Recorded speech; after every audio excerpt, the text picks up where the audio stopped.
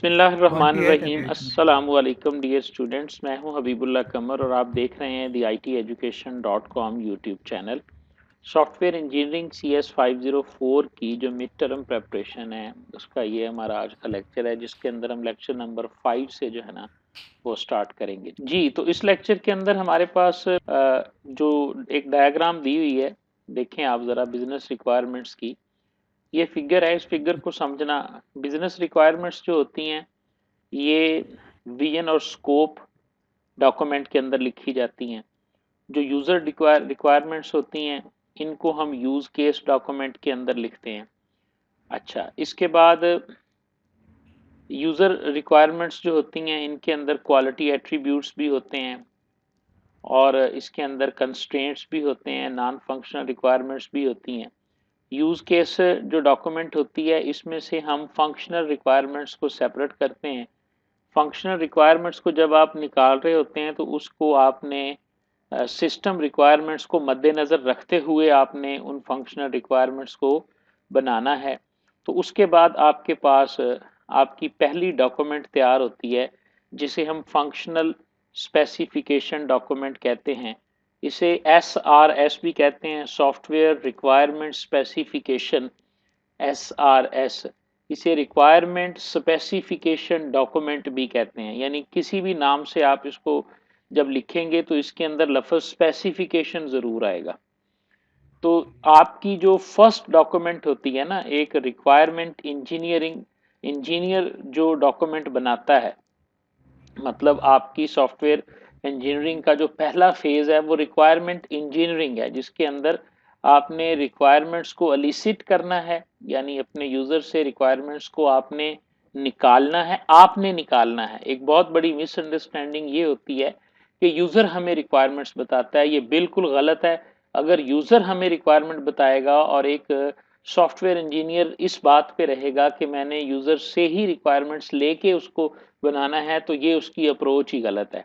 आपने यूज़र से वो रिक्वायरमेंट्स जो है ना वो गैदर करनी है, रिक्वायरमेंट गैदरिंग बोला जाता है। आप उसको ऐसे सिनेरियोज के अंदर लेके जाएंगे, आप क्वेश्चनर इस तरह के डिज़ाइन करेंगे, आप इंटरव्यू कर सकते हैं, आप उससे वो डॉक्यूमेंट्स मांगेंगे जहां से आपको उस सिस्टम की ओवरऑल जो है ना वो रिक्वायरमेंट्स आपको मिलेंगी जी। अब आप पूछें, असल में ना आप पूछें क्या पूछ रहे थे। ये देखें ना, आपकी ये जो डायग्राम है ये बता रही है कि फंक्शनल स्पेसिफिकेशन डॉक्यूमेंट कैसे बनता है। बस इस सवाल का जवाब ये डायग्राम, फंक्शनल स्पेसिफिकेशन डायग्राम बनता है जी, कि हम बिजनेस रिक्वायरमेंट्स से शुरू करते हैं। इससे पिछले लेक्चर में ना हम पढ़ के आए हैं कि हमारे पास जो रिक्वायरमेंट्स होती हैं ना उनकी 4 टाइप्स होती हैं। एक होती है बिजनेस रिक्वायरमेंट्स, एक होती हैं यूजर रिक्वायरमेंट्स, एक होती हैं सिस्टम रिक्वायरमेंट्स और एक होती हैं फंक्शनल और नॉन फंक्शनल रिक्वायरमेंट्स। ये जी 4 टाइप हम पढ़ के आए हैं पीछे रिक्वायरमेंट्स की, ठीक है। जी और सॉफ्टवेयर इंजीनियरिंग का जो स्टार्टिंग पॉइंट है ना, यहाँ से सॉफ्टवेयर इंजीनियरिंग स्टार्ट होती है, वो है रिक्वायरमेंट इंजीनियरिंग से। तो रिक्वायरमेंट इंजीनियरिंग इटसेल्फ एक कंप्लीट सब्जेक्ट है। अगर आप एमफिल करें ना सॉफ्टवेयर इंजीनियरिंग में, तो आपने रिक्वायरमेंट इंजीनियरिंग को अलहदा से पढ़ना है, ये अलहदा से एक बुक है और एक पूरा एक सब्जेक्ट है।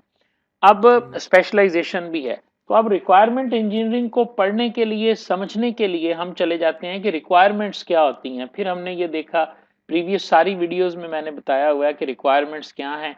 यूजर जो कुछ चाहता है कि मेरे सिस्टम में ये चीजें होनी चाहिए, वो सारी रिक्वायरमेंट्स हैं। आपने डिफाइन करना है कि यार ये बिजनेस लेवल की रिक्वायरमेंट है, ये यूजर लेवल की रिक्वायरमेंट है, ये सिस्टम लेवल की है या फंक्शनल लेवल की है, ठीक है। अब उसने तो आपको बता दिया जी, मैं जो सॉफ्टवेयर बनवाना चाहता हूँ ना ये विंडोज 10 में चलना चाहिए, और ये जो है ना आप उससे पूछेंगे आपने इसको लिनक्स पे या यूनिक्स पे तो नहीं चलवाना, वो कहेगा नहीं जी मैंने सिर्फ इसको जो है ना वो विंडोज के अंदर चलाना है।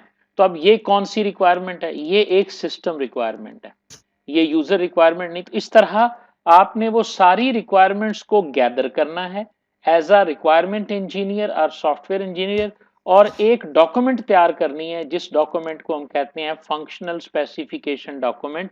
इसके अंदर आप डायग्राम्स को भी यूज करते हैं, इसके अंदर आप टेक्स्ट को भी यूज करते हैं। ये एक ऐसी डायग्राम होती है जिसका बाकायदा फॉर्मेट है, IEEE ने इसका फॉर्मेट डिफाइन किया है बाकायदा कि आप किस तरह से इसको बना सकते हैं, ठीक है। ठीक है। तो इसके अंदर सबसे पहले जो चीज हमारे पास आती है वो आती है बिजनेस रिक्वायरमेंट्स। हमारे पास क्या होती हैं बिजनेस रिक्वायरमेंट्स जो होती हैं, इसके लिए भी जाहिर है हम जब इसको कलेक्ट करेंगे तो डिफरेंट सोर्सेज से करेंगे। मसलन आप किसी भी एक प्रोडक्ट के बारे में जानना चाहते हैं, आप एक रिटेल स्टोर बनाना चाहते हैं, तो आप जो मुख्तलिफ दूसरे रिटेल स्टोर्स हैं उनसे आप रिक्वायरमेंट्स देख सकते हैं। बहुत सारी चीज़ें आपको वहीं से मिल जाएंगी कि एक रिटेलिंग स्टोर के अंदर लीजिंग होती है, सेलिंग होती है, ठीक है। इसी तरह उसके अंदर कस्टमर को हमने अट्रैक्ट करना होता है, ये सारी चीज़ें आपको मिल जाएंगी कि कोई भी रिटेल। तो इस तरह की जो रिक्वायरमेंट्स होंगी, जो आप ये कह सकते हैं बिल्कुल हाई लेवल रिक्वायरमेंट्स हैं। मसलन बिजनेस बिजनेस इंटरेस्ट क्या है रिटेलर का? रिटेलर का बिजनेस, मैंने पैसे कमाने हैं कस्टमर से, ठीक है, मैंने कस्टमर्स को अट्रैक्ट करना है और मैंने उन पैसों को जो है वो बचाना है।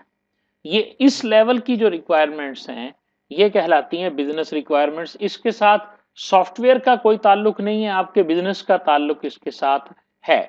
अब आप जो भी सॉफ्टवेयर बनाएंगे वो जाहिर है इन सारी चीजों को मद्देनजर रखते हुए ही बनाएंगे ना। तो बस ये बात आप जेहन में रख लें कि इनके अंडर रहते हुए आपने पहुंचना कहां तक है, फंक्शनल और non functional requirements. Developer might want to establish a high-tech and exciting new direction for the customers। अब इसमें चूंकि आप कह रहे हो कि अट्रैक्ट करना है आपने कस्टमर को, तो आपके सॉफ्टवेयर के अंदर आपकी एप्लीकेशन का इंटरफेस इतना जबरदस्त होना चाहिए कि आपका जो कस्टमर है वो उससे मुतमिन हो जाए। आप किसी वेबसाइट पे चले जाएं, आप कोई ऐसी ई कॉमर्स की वेबसाइट ले लें जिसमें शॉप करना मुश्किल होता है, प्रोडक्ट ही आपको नहीं मिलती, या उसमें 5 7 10 क्लिकें करके कहीं जाके आप शॉपिंग को मुकम्मल करते हैं, तो आप तो मतलब जो जो कस्टमर होगा, जो बायर होगा, वो तो इससे कंफर्टेबल फील नहीं करेगा। होना तो ये चाहिए कि ऐसी ई कॉमर्स साइट हो कि सिर्फ 1 2 क्लिक करने से जो प्रोडक्ट है वो आपकी कार्ट में भी चली जाए और आपका ऑर्डर जो है वो फिल हो जाए, यानी उसमें कन्वीनियंस होनी चाहिए। तो ये सारी चीजें आपको कहां से मिलेंगी? आपको बिजनेस रिक्वायरमेंट से ही मिलेंगी। बिजनेस रिक्वायरमेंट में हमारे पास जो पहली चीज आती है वो वीएन स्टेटमेंट आती है। हर बिजनेस की एक वीएन स्टेटमेंट होती है। वीएन स्टेटमेंट को अलहदा से आपने याद करना है। Vision statement should reflect a balanced view that will satisfy the need of diverse customer, ठीक है। It can somewhat idealistic but should be grounded in realities of existing and anticipated customer market, enterprise architecture। और ये वो कहता है कि ये idealistic तो होती है, मैं एक कारोबार करना चाहता हूं जी, जिस कारोबार से मैं जो है ना वो लाखों या इतने पैसे कमाऊंगा, मैं एक कारोबार करना चाहता हूं। अब आप देखें कि ठीक है, आप कारोबार करें, आप उससे कमा भी सकते हैं, लेकिन वो मार्केट के एतबार से, आर्किटेक्चर के एतबार से, स्ट्रेटेजी के एतबार से कुछ रियलिस्टिक बातें भी होनी चाहिए। मैं जी एक ई कॉमर्स स्टोर बनाऊंगा और उसके बाद मैं साल के अंदर जो है उस पर 1 लाख प्रोडक्ट ले आऊंगा। अब बंदा ये देखे कि क्या पॉसिबल भी है कि आप 1 लाख प्रोडक्ट्स को कैसे इन्वेंट्री में लेकर आएंगे। तो वीएन स्टेटमेंट बेसिकली एक लॉन्ग टर्म ऑब्जेक्टिव्स को डिफाइन करता है किसी भी बिजनेस के अंदर। But the quality of vision statement क्या होनी चाहिए कि इट मस्ट बी आइडियलिस्टिक। उसके अंदर आइडियलिज्म जो है ना वो नहीं होना चाहिए, बल्कि ग्राउंड रियलिटीज उसके अंदर मद्देनजर रखते हुए आप अपनी वीएन स्टेटमेंट को जो है ना वो मद्देनजर रखेंगे। ठीक है जी, ये एक उन्होंने एग्जाम्पल दी है केमिकल ट्रैकिंग सिस्टम की। अगर आप इसको पढ़ेंगे तो इससे आपको अंदाजा हो जाएगा कि किस तरह से उसको है जी। उसके बाद आ गया जी हमारे पास स्कोप जी। स्कोप क्या होता है? प्रोजेक्ट स्कोप जो है ये डिफाइन करता है कॉन्सेप्ट को and range of proposed solution को। उसके बाद लिमिटेशन को भी डिफाइन करेगा, identify certain capabilities that product will not include. Overall आप बता देते हैं जी कि मेरा प्रोजेक्ट जो है वो इस तरह का होगा, ये चीजें उसमें मौजूद होंगी और ये लिमिटेशन उसकी होगी। इसे हम कहते हैं स्कोप ऑफ योर सॉफ्टवेयर और प्रपोज्ड सॉल्यूशन। तो सबसे पहला काम आपके पास यही है कि आपने जो है ना वो स्कोप बताना है कि ये आप एक एप्लीकेशन बनाते हैं तो आप उसका स्कोप डिफाइन करते हैं। जैसे ये उबर है या क्रीम है या ये फूड पांडा है, अगर हम इससे पूछें कि जी इसका स्कोप क्या है, तो इसका स्कोप ये है जी कि ये जितने भी जो हम फूड पांडा को डिस्कस करते हैं तो इसका स्कोप क्या है कि ये जिस शहर में भी लॉन्च होती है, आपको पता है ना पहले ये सिर्फ इस्लामाबाद में, कराची में थी, फिर ये लाहौर में लॉन्च हुई, फिर इसी तरह ये सेटअप एक ही दफा सारे मुल्क में नहीं आई है। तो जिस शहर में ये आती है तो उसमें इसका स्कोप क्या होता है कि वहां के जितने भी होटल्स हैं उनको डिलीवरी की और कस्टमर के साथ इंटरेक्शन की जो है ना सहूलत ये प्रोवाइड करता है। ठीक है। अच्छा, अब उसकी लिमिटेशन अगर कोई बंदा पूछे तो लिमिटेशन उसकी ये है कि कस्टमर जो है वो डायरेक्टली पे नहीं कर सकता जो है ना वो होटल को। इन दोनों के दरमियान में फूड पांडा का होना जरूरी है। तो इसी तरह जब आप अपने स्कोप के अंदर क्लैरिफाई कर देते हो लिमिटेशंस को भी और एक्सपेक्टेशंस को भी, तो इससे एक जो सॉफ्टवेयर इंजीनियर होता है, जो रिक्वायरमेंट इंजीनियर होता है, तो उसे ये समझने में बड़ी बड़ी आसानी होती है कि इसमें क्या होगा और क्या इसमें, यानी जब हम एक प्रोजेक्ट को कंसीव करते हैं ना, कंसीव कि हमने ये बनाना है, तो हम कुछ चीजों को अज्यूम करते हैं। ठीक है। और कुछ चीजों पर हम डिपेंड करते हैं। तो ये सिंपल उसी उसी चीज से रिलेटेड है। वो कहता है for example management sponsor for chemical tracking system assume that it would replace the existing chemical stock room. ठीक है। अब वो जो बंदा इसके ऊपर बात कर रहा है तो वो, यानी आप किसी अजम्पशन का उर्दू में मतलब होता है हम बहुत सारी चीजों को फर्ज कर, अभी तो हमने सिस्टम नहीं बनाया ना, हम तो अभी सिस्टम की प्रपोजल बना रहे हैं, अभी तो हम विजन के ऊपर हैं, स्कोप के ऊपर हैं। तो लेकिन जब हम गुफ्तगू कर रहे होते हैं तो हम उन दो चीजों को जरूर जहन में रखते हैं जिनको हमने अज्यूम किया होता है, और उन चीजों को जिनके ऊपर हम डिपेंड कर रहे होते हैं कि हमारी ये सारी एप्लीकेशन उसी सूरत में पॉसिबल है जब हम इन चीजों, ये चीजें हमारे पास प्रोवाइडेड होंगी या ये चीजें हमें मौजूद मिलेंगी जी। ठीक है जी। स्कोप एंड इनिशियल रिलीज जी।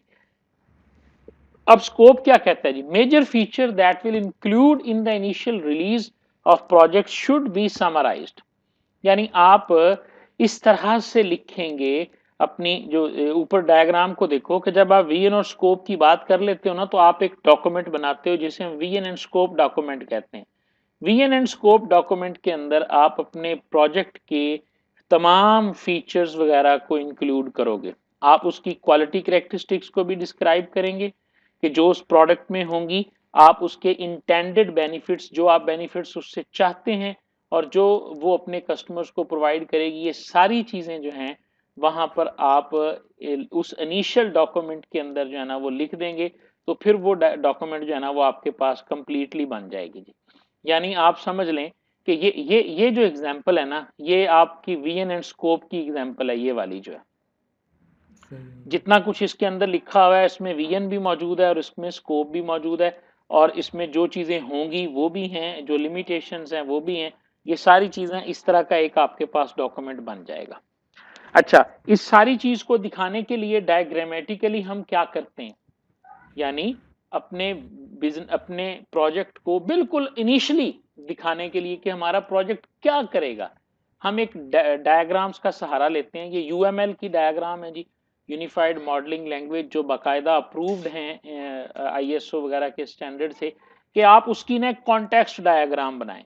अब कॉन्टेक्स्ट डायग्राम के लेवल होते हैं, जो बिल्कुल इनिशियल लेवल पे बनती है उसे हम जीरो लेवल कहते हैं, जिसमें बिल्कुल इब्तदाई चीजें होती हैं, जिसमें मजीद थोड़ी सी तफसील होती है हम उसे लेवल 1 कह देते हैं, और जिस जिस तरह वो तफसील उसमें बढ़ती चली जाती है हम उसको लेवल्स को उनको बढ़ाते चले जाते हैं। तो context diagram, scope description establish the boundary between the system we are developing and the everything else in the universe.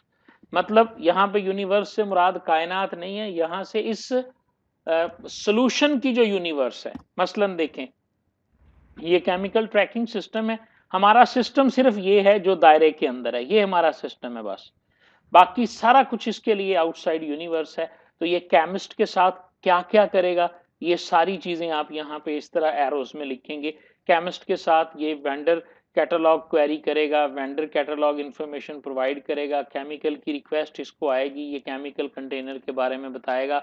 सिर्फ इस लेवल की तफसील तमाम जितने भी सिस्टम, जितने भी स्टेक होल्डर हैं, जितने भी आप कह लें सब सिस्टम हैं, जितने भी आप कह लें इसके कंपोनेंट्स हैं, उनके साथ सेंट्रली ये सिस्टम कैसे बिहेव करेगा, तो इसे हम कह देते हैं कि ये कॉन्टेक्स्ट लेवल डायग्राम। मसलन हम यहाँ पे लिख देते हैं, फर्ज करें इसकी जगह हम लिखते हैं कॉलेज मैनेजमेंट सिस्टम। तो यहाँ पे टीचर होगा, यहाँ पे स्टूडेंट होंगे, यहाँ पे पेरेंट्स हो जाएंगे, ठीक है जी, यहाँ पे मैनेजमेंट आ सकती है। तो यानी ये सारे लोग इस सिस्टम के साथ क्या क्या क्वेरी करेंगे और वो सिस्टम उनको क्या क्या प्रोवाइड करेगा, ये चीजें जब हम इस तरह की डायग्राम में शो करते हैं ना, तो ये हमारी कॉन्टेक्स्ट डायग्राम कहलाती है लेवल 0 जी। अच्छा जी, जो दूसरा मॉडल हम इसके अंदर यूज करते हैं वो यूज करते हैं use case and customer developer relationship जी, ठीक है जी। जी ये आपके जी नेक्स्ट सर। पेज पे लिखा हुआ है use case and customer developer relationship. Basically ये क्या करता है, ये थ्योरी है, आप इसको पढ़ लीजिएगा, इसमें कोई इतनी खास चीज नहीं है। मैं आप इसको इसकी जो टेक्निकल चीज है ना वो आपको बताता हूँ। बेसिकली यूज केस डायग्राम भी हमारे यूएमएल का हिस्सा है, यूनिफाइड मॉडलिंग लैंग्वेज। ये दुनिया की वाहिद लैंग्वेज है जो स्टैंडर्ड है, जो मतलब स्टैंडर्डाइज्ड है, जिसके अंदर आप अपने सॉफ्टवेयर को डिजाइन करते हैं, ठीक है। इसमें हर चीज के लिए अलहदा से डायग्राम है, क्लासेस के लिए क्लास डायग्राम है, ठीक है, एक्टिविटीज के लिए एक्टिविटी डायग्राम्स हैं। और इसी तरह अब यूजर और सिस्टम के दरमियान जो इंटरेक्शन होती है, यूजर और सिस्टम के दरमियान जो इंटरेक्शन होती है, उसको जाहिर करने के लिए हमारे पास यूज केस डायग्राम यूज होती है। आपको क्लियरली पता होना चाहिए कि यूज केस डायग्राम क्या है, ठीक है, और यूज केस डायग्राम को हम किस लिए इस्तेमाल करते हैं इसका आपको पता होना चाहिए। हम जी सबसे पहले इस सिस्टम में से देखेंगे कि कौन कौन से काम होते हैं। जो जो इस सिस्टम में फंक्शंस प्रोवाइड होंगे उनको आप यूज केसेस कह सकते हैं। यानी ये ध्यान से लफ्ज सुन लें, इस सिस्टम में कौन कौन से काम होते हैं वो फाइंड करेंगे और उन्हें हम कहेंगे कि ये यूज केसेस हैं। फिर हम देखेंगे कि इन कामों को, इन फंक्शंस को कौन एग्जीक्यूट करता है। जब हम उसको ढूंढेंगे तो हमें पता चल जाएगा कि ये यूज केस किस एक्टर ने एग्जीक्यूट करना है। तो एक यूज केस डायग्राम जो होती है उसके अंदर हमें दो चीजें चाहिए यूज केस मॉडल कंपोनेंट्स में, एक हम यूज केस और एक उसका एक्टर, ठीक ठीक हो है। गया। यूज केस को हम किस तरह से जाहिर करते हैं, छठा लेक्चर हमारा शुरू हो गया जी। यूज केस को हम जाहिर करते हैं जी इस तरह बॉक्स के जरिए। ये देख लें, ये बॉक्स आपके सामने है। अब जिसमें ये लाइब्रेरी इस पूरी सिस्टम लिखा है। डायग्राम को आपने समझना है जी। सुन लें, यूज केस डायग्राम हम इसे कह सकते हैं। What is use case diagram, ये सवाल हो सकता है, और आप इसको किस तरह से डिफाइन करेंगे। ये देखें जी, ये एक एग्जांपल है यूज केस डायग्राम की, और सिस्टम का नाम है लाइब्रेरी मैनेजमेंट सिस्टम। सबसे पहले आप एक मुस्ततील ड्रॉ करेंगे इस तरह करके, सॉरी एक स्क्वायर ड्रॉ कर लें या रेक्टेंगुलर, और उसके ऊपर या नीचे लिख दें सिस्टम का नाम। तो ये तो हो गया आपके पास सिस्टम बाउंड्री एंड सिस्टम, ये पहला सिंबल इसका ये है, ठीक है ठीक जी। हो गया। Yes sir. दूसरा सिंबल, इसमें जितने बंदे इस सिस्टम में इंटरेक्ट करते हैं उनके लिए, उनको आप outside the boundary of system लिखोगे। बुक बारोअर, लाइब्रेरियन, जर्नल, ये सारे नाउन हैं, ये बंदे होंगे जो एक्चुअली इस सिस्टम को ऑपरेट करेंगे, ठीक है जी। क्या उसमें यूजर हो या मैनेजमेंट हो या जो भी हो? कोई भी हो, एडमन होगा, तो सिर्फ डेवलपर इसमें नहीं होगा, बस ये ज़हन में रखना है। जी एडमन होगा, मैनेजर होगा, सुपरवाइजर है, कोई भी एंड यूजर है, जितने लोग इस एप्लीकेशन को इस्तेमाल करेंगे वो सारे इसके एक्टर कहलाएंगे। अगर वो डिफरेंट चीजें बिहेव कर रहे हैं तो फिर डेफिनेटली उनको उसी तरह आपने शो कर देना है। ये देखें, ये बुक बारवर अलहदा से है, और अब उसके बाद ये दूसरे एक्टर्स भी हमने फाइंड कर लिए, ठीक है। तीसरी चीज इसमें होती है यूज केसेस, कि वो क्या क्या जो है ना वो एक्चुअली परफॉर्म करेंगे, उसको हम यूज केसेस का नाम देंगे, ठीक है। तो यूज केसेस बेसिकली हमारे पास हैं ये, इन्हें यूज केसेस मॉडल, ये देखें, boundaries of the systems are defined by functionality that is handled by the system. Is use case specifies a complete functionality, ये इसकी डेफिनेशन है। और इसे कौन इनिशिएट करता है, इनिशिएट बाय एन एक्टर, बस। आपने एक मुकम्मल फंक्शनैलिटी के लिए एक ओवल ड्रा करना है। यहां आप मुस्ततील नहीं बना सकते, बाकायदा ओवल ही ड्रॉ करेंगे, और आप कहेंगे जी कि रिजर्व बुक के जितने भी एक्टिविटीज हैं वो सारी कौन करता है, बारवर करता है। बारो बुक बारवर करता है, रिटर्न बुक को हैंडल बारो करेगा, एक्सटेंड लोन को बारो करेगा, ब्राउजर जो है ये बुक को ब्राउज करेगा, ठीक है जी। इसी तरह जो लाइब्रेरियन है ये कैटलॉग को अपडेट करेगा। अच्छा सर, बाहर इस क्यों से बात की सम जी, जी जी इनको एक्टर कहते हैं और इनको क्या कहते हैं? रिवर्स बुक, ये बोरो अब बुक। सुन लें, दीज आर एक्टर्स, जी ये यूज केसेस हैं, और ये जो है ये आपकी सिस्टम बाउंड्री है। तीन चीजें हैं जी एक यूज केस मॉडल के अंदर। ठीक हो गया। अच्छा, यहां पर जो इंग्लिश के हिसाब से जो एक्टर्स हैं उनके आप देखें सारे ये नाउन है, ठीक है। जी जी और जो यूज केस के अंदर है ये सारे वर्ब से शुरू हो रहे हैं, रिजर्व, बोरो, रिटर्न, एक्सटेंड, अपडेट, ये सारी जो हैं ये वर्ब हैं। तो इसलिए अगर आपको कोई सिनेरियो दिया जाता है और आपसे कहा जाता है इसके यूज केस डायग्राम बना लें, तो बहुत आसान है, उसके जो नाउन है उनको बाहर निकाल लें, वो एक्टर बन जाएंगे, और जो जो वो काम करते हैं वो आपके पास जो है ना उसका जो है ना वो यूज केस डायग्राम बन जाएगी। समझ आ गई बात की या नहीं? जी सर, आ गया। इनको उल्टा कोई भी, करके। मैं इसके लिए, हाँ जी, मैं इसके लिए एक अलहदा मेरी एक वीडियो भी है जिसमें मैंने एक सिनेरियो से जो है ना वो यूज केस बनाना सिखाया हुआ है।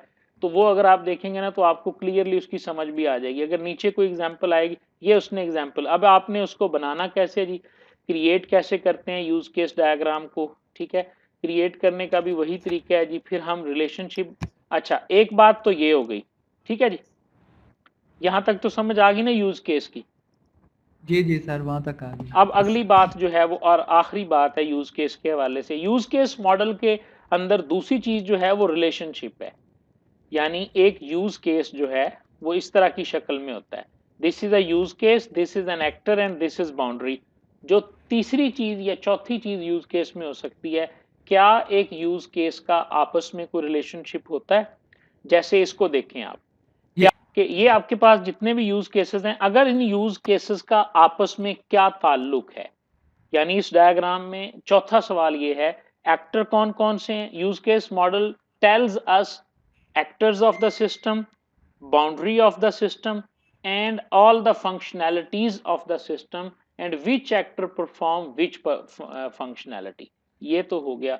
अब एक आखिरी बात जो इसके अंदर होती है वो ये होती है कि क्या ये यूज केसेस जो हैं इनके अंदर कोई आपस में रिलेशनशिप भी होता है या नहीं होता? तो बिल्कुल होता है जी। दो किस्म के रिलेशनशिप होते हैं, एक का नाम है यूजेज रिलेशनशिप और दूसरे का नाम है एक्सटेंड्स रिलेशनशिप, ठीक है। अच्छा, इसका नाम थोड़ा सा डिफरेंट भी है, बाज जगह पे इंक्लूड्स लिखा होता है यूजेस की जगह पे, ठीक है जी। यानी यस इंक्लूड रिलेशनशिप लिख देते हैं, तो उससे परेशान नहीं होना आपने, यूजेस या इंक्लूड एक ही बात है, लेकिन एक्सटेंड जो होता है वो उसी तरह रहता है। जी अब ये रिलेशनशिप हैं क्या? मसलन one use case invokes the steps defined in another use case during the course of its execution।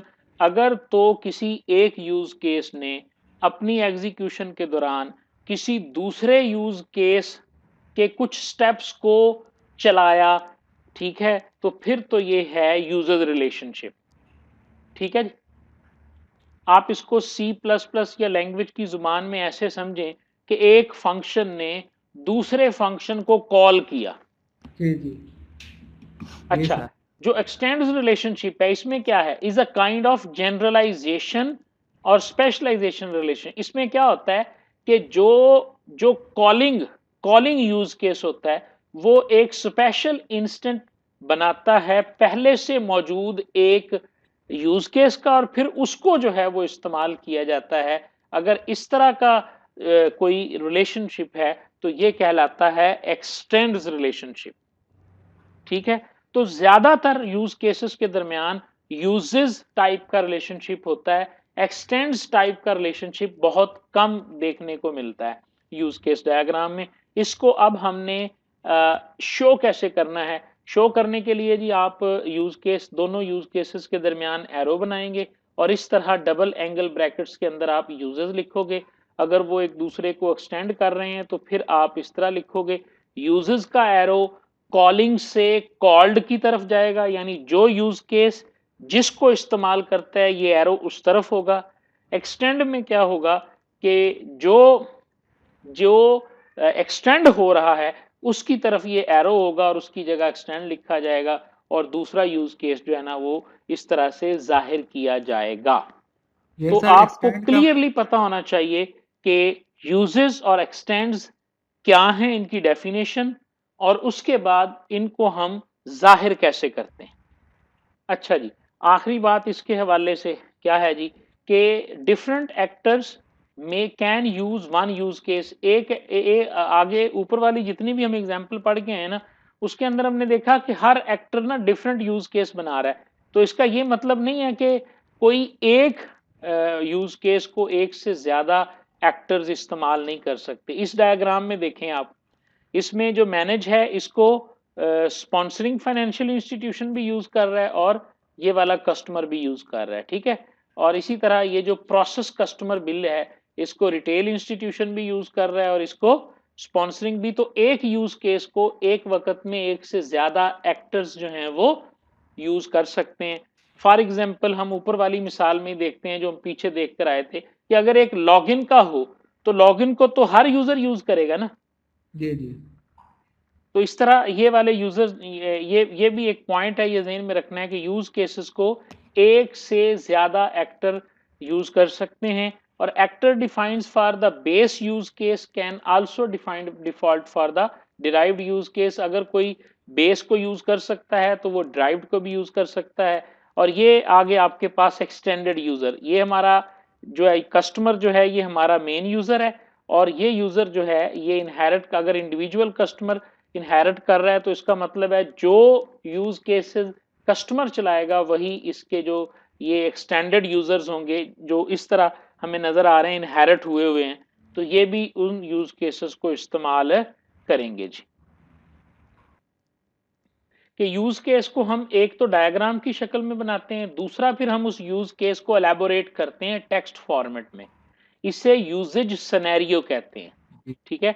यहाँ पे लिखा हुआ नहीं है लेकिन आगे कहीं लिखा हुआ आ जाएगा। हम एक टेबल की सूरत में after the derivation of use case, जब हम यूज केस बना लेते हैं, each use case is elaborated by adding detail of interaction between user and system, ठीक है। दिस को, ये जो एलेबोरेशन होती है इसे हम कहते हैं यूजेज सिनेरियो। इसके अंदर आप इस तरह की चीजें डाल सकते हैं, आप उस यूज केस का कोई नाम रख सकते हैं, ठीक है। आप उसकी इम्प्लीमेंटेशन प्रायोरिटी बता सकते हैं कि इसको कैसे इम्प्लीमेंट करना है, उसके एक्टर्स का नाम बताएंगे, वो समरी उसकी बताएंगे, उसकी प्री कंडीशन के ये चलने से पहले ये कंडीशन अगर होगी तो ये चलेगा।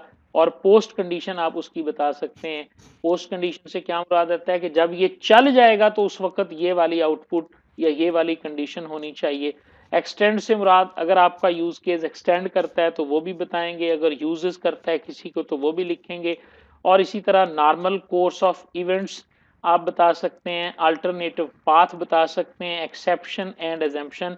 ये वो चीजें हैं जिनके जरिए आप एक यूज केस को एलेबोरेट करते हैं, जी सर। ठीक है जी। ये सारी चीजें हमारे पास यूजेज सिनेरियो कहलाती हैं, कि हर यूज केस का हम यूजेज सिनेरियो लिखते हैं। ये मिसाल देखिएगा यहाँ पे, ये डिलीट इंफॉर्मेशन यूज केस है, ये उसकी डायग्राम है, और ये उसकी, अब आप देखिएगा कि उसने एलेबोरेशन बताई है। यूज केस का नाम डिलीट इंफॉर्मेशन, प्रायोरिटी इसकी 3 है, चला कौन रहा है, इसको यूजर चला रहा है, समरी ये उसने समरी लिख दी इसकी। और इसकी अब प्री कंडीशन क्या है कि इंफॉर्मेशन अगर पहले महफूज होगी तो उसे डिलीट किया जाएगा। Information was previously saved to the system and user need to be permanently, ठीक है। तो ये इसकी प्री कंडीशन है, अगर कोई इंफॉर्मेशन स्टोर ही नहीं होगी तो हम उसे डिलीट नहीं कर सकेंगे। और पोस्ट कंडीशन क्या है, इंफॉर्मेशन जब आप डिलीट कर दें तो it must be ensured that कि ये इंफॉर्मेशन अब सिस्टम में मौजूद नहीं है। ये यूज केस जो है वो रिकॉर्ड ट्रांजैक्शन को भी यूज करेगा, कैंसिल एक्शन को भी यूज करेगा, ये किसी को भी एक्सटेंड नहीं करता। और एक्चुअली इसमें कौन कौन से स्टेप परफॉर्म किए जाएंगे वो अब हम सारा यहाँ लिखेंगे स्टेप्स की सूरत में। ये देखें जी कि यूजर जो है वो स्टार्ट करेगा, फिर यूजर सेलेक्ट करेगा, फिर यूजर रिस्पॉन्ड करेगा, फिर कंफर्म करेगा और डिलीट के बटन पे, यानी ये पूरा कोर्स ऑफ एक्शन आपने लिखना होता है कि ये क्या करेगा, ठीक है। अगर किसी जगह पे उसका इरादा तब्दील हो जाता है, वो कैंसिल करता है, तो फिर वो कैसे लिखेगा। कैंसिल करने की सूरत में वो अल्टरनेट पाथ क्या करेगा, मसलन अगर यूजर कंफर्म नहीं करता डिलीशन को तो कैंसिल एक्शन खुद ब खुद चल जाए। एक्सेप्शन क्या है, अगर गलती कोई एरर आती है तो फिर क्या होगा, system will not allow a user to delete information that is being used by the system, यानी सिस्टम को उस इंफॉर्मेशन को डिलीट करने की इजाजत, यानी ये इस तरह करके आप इसको लिखेंगे तो ये आपके पास एक मुकम्मल यूज केस जो है ना वो बन जाएगा, और उसकी डायग्राम भी बन जाएगी, और उसका यूजेज सिनेरियो जो है वो भी कंप्लीटली लिखा जाएगा। ठीक है जी, ये हमारे पास एक यूज केस और यूजेज सिनेरियो की मुकम्मल जो है ना वो आप कह लें कि एप्लीकेशन है। अच्छा जी, यूज केस डायग्राम के बाद आपके पास आती है एक और डायग्राम जिसे हम एक्टिविटी डायग्राम कहते हैं। एक्टिविटी डायग्राम क्या होती है, pictorial description of the use case है। अब आप देखें ऊपर, मैं आपको इसकी क्लियरली रिलेशनशिप बताता हूं। ये आपका यूज केस है, ठीक है, जी यूजर है, डिलीट इंफॉर्मेशन है, और ये आपका यूज केस है, इसकी डायग्राम है।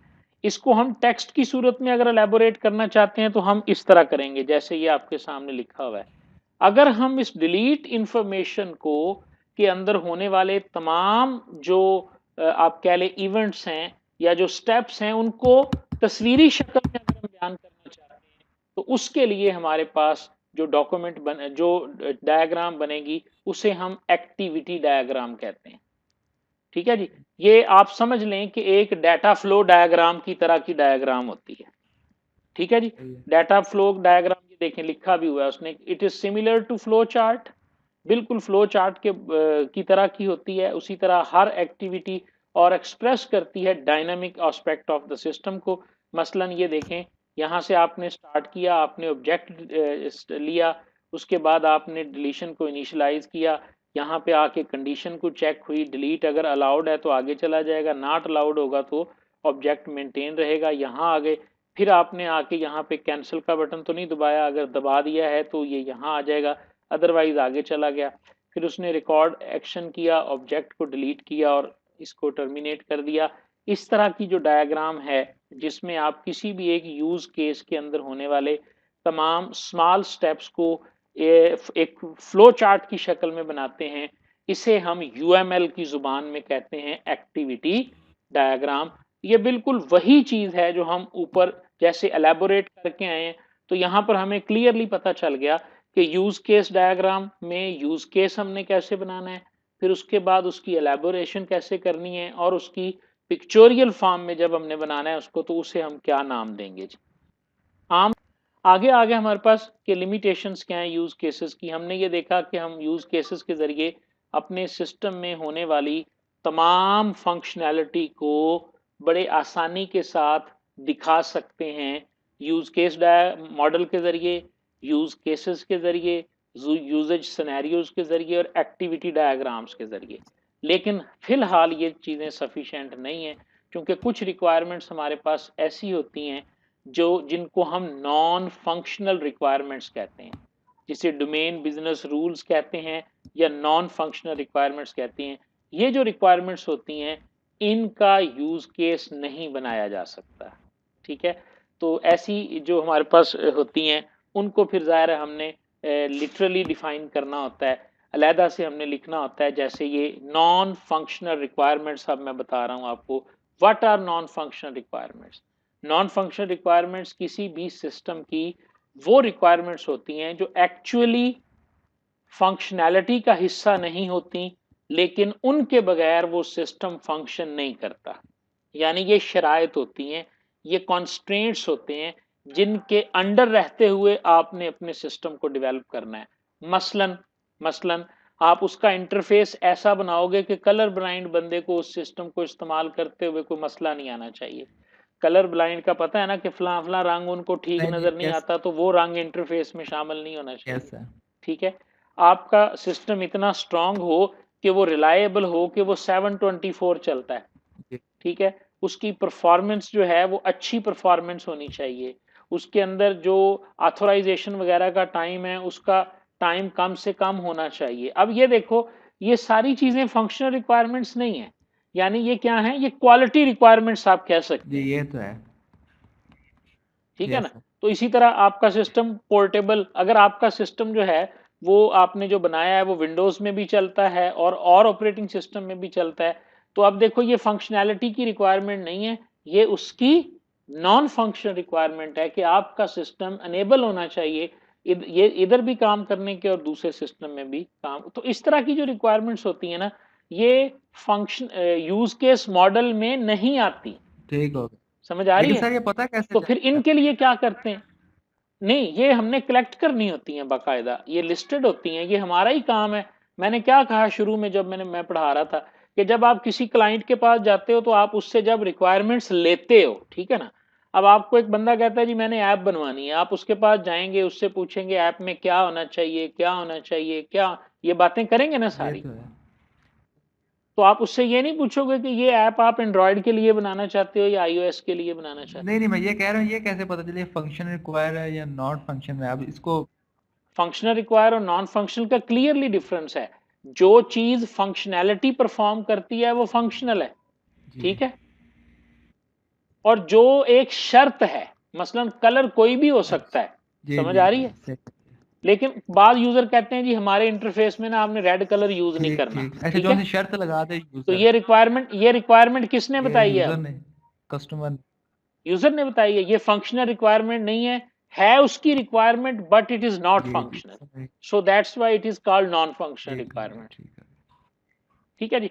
उसके बाद इसी तरह ये नॉन फंक्शनल रिक्वायरमेंट्स का फिर तरीकाकार क्या होता है? इनका तरीकाकार ये होता है कि हम इनको डॉक्यूमेंट करते हैं, ठीक है? ये हमारे 6 लेक्चर जो है ना, वो 2 लेक्चर आज कंप्लीट हो गए।